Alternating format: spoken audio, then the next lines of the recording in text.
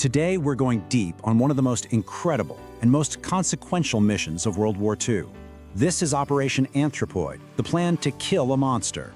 And the monster had a nickname given to him by Adolf Hitler himself, the man with the Iron Heart. His name was Reinhard Heydrich, a chief architect of the Holocaust and one of the most feared men in the entire Third Reich. And a team of assassins was coming for him. The scene is set. We're in Prague, the capital of the occupied Czech lands. The date is May 27, 1942.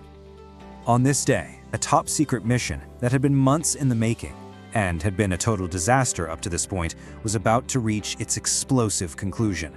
So how on earth did we get here? Well, to really understand the mission, you first have to understand the target.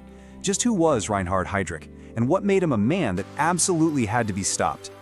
You see, Heydrich was supposed to be the perfect Aryan. Tall, blonde, and accomplished athlete. But behind that image was a deeply insecure man. For one thing, he had this surprisingly squeaky, high-pitched voice. And he was absolutely haunted by rumors that he had Jewish ancestry, which led to a childhood nickname he despised, Blonde Moses. After getting kicked out of the German Navy for breaking off an engagement, his career looked like it was over. But it was really just getting started. Once he got an introduction to the head of the SS, Heinrich Himmler, Heydrich's rise to power was just staggering. He quickly became a key architect of Nazi terror.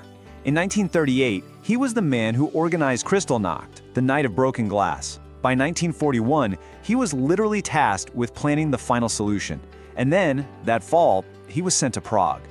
His brutal rule of mass arrests and public executions quickly earned him the title he's most remembered for, the Butcher of Prague.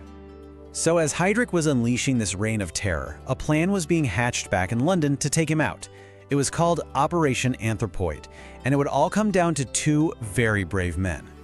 Meet Josef Gabčík and Jan Kubiš. These were two Czech soldiers who had managed to escape their occupied homeland to keep fighting. They were best friends, their bond forged while serving together in the French Foreign Legion, and they were desperate to strike a real blow against the Nazis.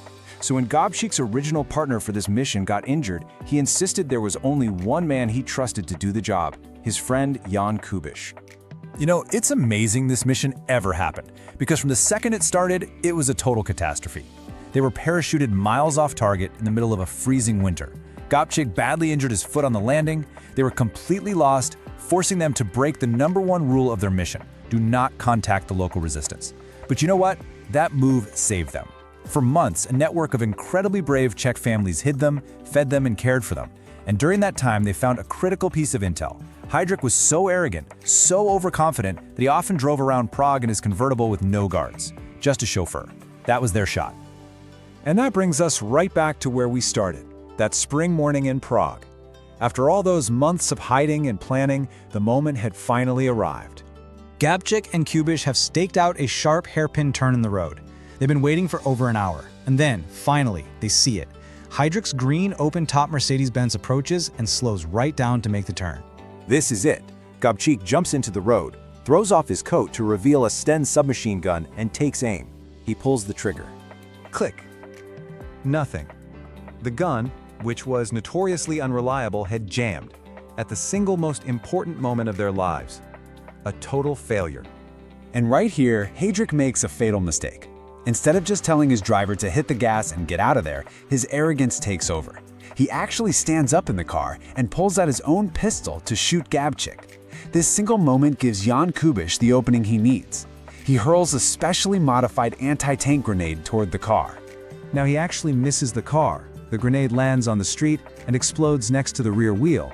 But it was enough. The blast sends a shower of shrapnel and upholstery from the car seat into Heydrich's side. Despite everything going wrong, the mission was a success. 8 days later, the Butcher of Prague died in the hospital. But the story? Oh, it is far from over. When news of Heydrich's death reached Berlin, it sent an absolute shockwave through the Nazi regime. Hitler was beside himself with rage, and the revenge they were about to unleash on the Czech people was something out of a nightmare. I want you to remember this number, 503. That was the entire population of a little mining village called Lidice. The Nazis had a baseless suspicion that someone in the village might have helped the assassins. What happened next was pure, calculated evil. They rounded up everyone, All 173 men and boys over the age of 15 were shot on the spot. The 192 women were shipped off to the Ravensbrück concentration camp, and the children, a few were selected for Germanization, but the other 82 were murdered in mobile gas vans. Then, with cameras rolling, the Nazis burned every building to the ground and leveled the entire village until it was just a flat, empty field. Even after wiping an entire town off the map, the manhunt for the assassins was still on. The Nazis offered a massive reward for any information, and someone talked. Heartbreakingly, it was one of their own men. Another Czech paratrooper, Karl Čurda, walked right into Gestapo headquarters. In exchange for money and a new identity, he told them everything. Čurda's betrayal led the Nazis straight to a church in downtown Prague. Inside, hiding in the crypt were Gabčík, Kubiš, and 5 other paratroopers. This was it. This was their last stand. Just look at the odds they were facing. It was 7 men with pistols against more than 700 heavily armed SS troops surrounding the church. They knew there was no escape, but they were absolutely determined not to be taken alive. The battle raged for hours. Kubiš was killed by a grenade blast while defending the main prayer hall. The Nazis then tried to flush the others out of the crypt by pumping water in. As the water level rose, the 4 men left, including Josef Gabčík, knew it was over. Using their last bullets, they took their own lives rather than surrender. And the reprisals weren't over. Another village, Ležáky, was also completely destroyed.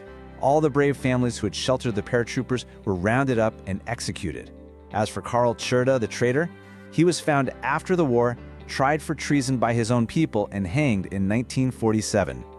It's incredible to think about, but Operation Anthropoid is the only successful assassination of a top-tier Nazi leader organized by the Allies during the entire war.